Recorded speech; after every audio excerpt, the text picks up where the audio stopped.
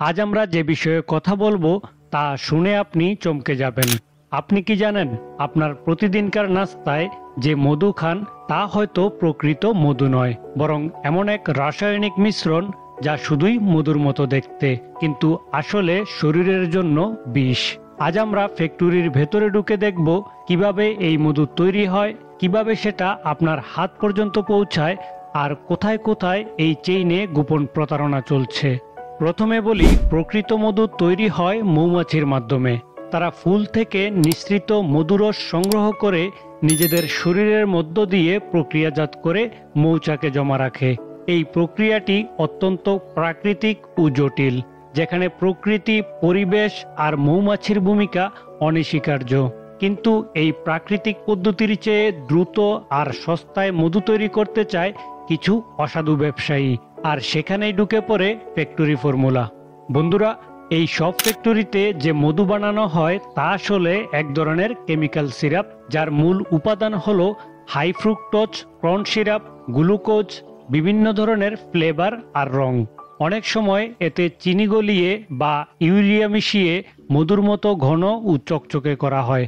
এই সব উপাদান দেখতে একেবারে আসল মধুর মতো হলেও এর ভেতরে নেই কোনো পুষ্টিগুণ, বরং আছে শরীরের জন্য বিপজ্জনক রাসায়নিক। এই ফ্যাক্টরিগুলো এতটাই পেশাদারভাবে এই ভেজাল মধু তৈরি করে যে আপনি চোখে দেখেও ধরতে পারবেন না এটি আসল না নকল। বিভিন্ন আধুনিক মেশিন, স্টেনলেস স্টিলের ট্যাঙ্ক, ফিল্টার ইউনিট এবং অটোমেটেড বোতল ভরার লাইনের মাধ্যমে হাজার হাজার লিটার মধু বানানো হয় দিনে দিনে। আর এই সব বোতল চলে যায় বড় বড় সুপার শপে, ফার্মেসিতে, এমনকি আপনার নিকটস্থ মুদি দোকানেও। এবার একটু ভেতরের কথা বলি। কিছু কিছু প্রতিষ্ঠান আসল মধুতে সামান্য পরিমাণ কেমিক্যাল মিশিয়ে সেটাকে আরেক ধরনের সেমি ফেক প্রোডাক্টে পরিণত করে। এতে করে এটি ল্যাব টেস্টে পাশ করে যায়, কিন্তু তাও সেটা আপনার শরীরের জন্য শতভাগ নিরাপদ নয়। একে বলে অ্যাডাল্টারেটেড হানি বা ভেজাল মধু। চমকপ্রদ ব্যাপার হলো এর বেশিরভাগই চীন থেকে আসে এবং বহু দেশে সস্তায় রপ্তানি করা হয়। এই ধরনের ফ্যাক্টরি প্রক্রিয়াজাত মধু অনেক সময় সাধারণ মানুষ চিনতেও পারে না, কারণ এগুলোর প্যাকেজিং অত্যন্ত আকর্ষণীয় এবং বিজ্ঞাপনের ভাষা এত বিশ্বাসযোগ্য যে আপনি ভাববেন এটাই পৃথিবীর সবচেয়ে বিশুদ্ধ মধু। বড় বড় কোম্পানির সিল, ISO সার্টিফিকেট আর ন্যাচারাল লেখা দেখে আমরা ধোঁকা খেয়ে যাই, অথচ ভেতরটা হচ্ছে পুরোপুরি ভেজাল। আরেকটা ভয়ঙ্কর সত্য হলো, কিছু কিছু নকল মধুতে এমন উপাদান ব্যবহার করা হয় যেগুলো দীর্ঘমেয়াদে ক্যান্সার, লিভার সমস্যা, এমনকি হরমোনের ভারসাম্য নষ্ট করে দিতে পারে। এগুলোর মধ্যে থাকে সোডিয়াম, বেনজোয়েট, স্যাকারিন এবং ইন্ডাস্ট্রিয়াল গ্রেড ফ্রুক্টোজ। এই উপাদানগুলো শুধুমাত্র মিষ্টি স্বাদ ও দীর্ঘস্থায়ী রাখার জন্য ব্যবহার করা হয়, কিন্তু তা শরীরের ভেতরে ধ্বংস চালিয়ে যায় ধীরে ধীরে। ভাবুন তো, শিশুদেরকে আমরা যখন এই মধু খাওয়াই তাদের রোগ প্রতিরোধ ক্ষমতা বাড়ানোর আশায়, তখন হয়তো আমরা অজান্তেই তাদের অসুস্থতার দিকে ঠেলে দিচ্ছি। এই সত্য যদি সবাই জানতো, তাহলে বাজারের অর্ধেক কোম্পানি আজ বন্ধ হয়ে যেত। এখন প্রশ্ন হচ্ছে, কেন সরকার এসব বন্ধ করে না? এর পেছনে আছে অনেক বড় চক্র। কিছু ফ্যাক্টরি ঘুষ দিয়ে ফুড অথরিটির চোখ বন্ধ করে রাখে। কিছু ক্ষেত্রে আবার নকল মধু এতটাই উন্নতভাবে বানানো হয় যে সেটি পরীক্ষায় ধরা পড়ে না। এর জন্য দরকার উন্নত প্রযুক্তি, সৎ মনোভাব আর জনগণের সচেতনতা।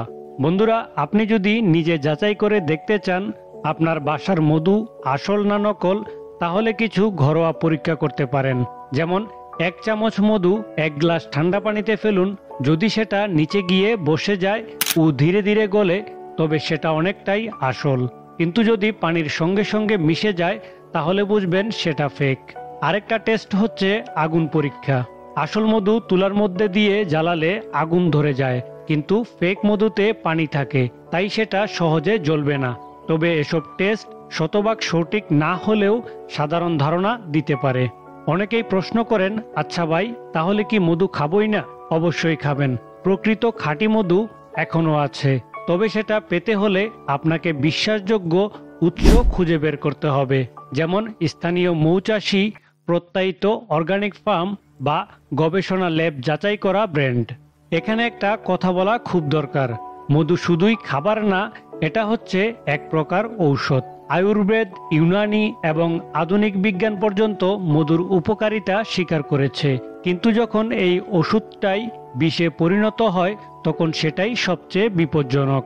তাই মধু খাওয়ার আগে তার উৎস জানাটা আপনার নিজেরই দায়িত্ব।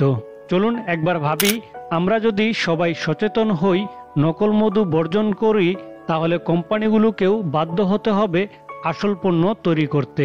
কারণ চাহিদা যেখানে থাকবে সৎ জিনিসের, সেখানে প্রতারণা টিকতে পারবে না। আমরা প্রতিদিন সোশ্যাল মিডিয়ায় যেসব ট্রেন্ড ফলো করি, তার চেয়ে অনেক বেশি জরুরি হচ্ছে আমরা কি খাচ্ছি, কি শরীরে নিচ্ছি সেটা জানা। বন্ধুরা, এই ভিডিওর মাধ্যমে যদি অন্তত একজন মানুষ সচেতন হন, তবে আমাদের পরিশ্রম সার্থক। আপনি যদি ভিডিওটি এখন পর্যন্ত দেখে থাকেন, তাহলে কমেন্টে একটা মধু চাই খাঁটি লিখে জানান, যেন আমরা বুঝতে পারি আপনি সচেতন দর্শক।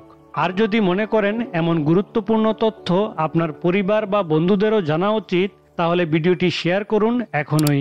পরবর্তীবার যখন আপনি মধু কিনবেন, তখন একবার ভাববেন এই ভিডিওটা মনে পড়ে গেল কিনা। তো দেখা হচ্ছে অন্য আরেকদিন অন্য কোনো ভিডিওতে। ততক্ষণ পর্যন্ত ভালো থাকবেন।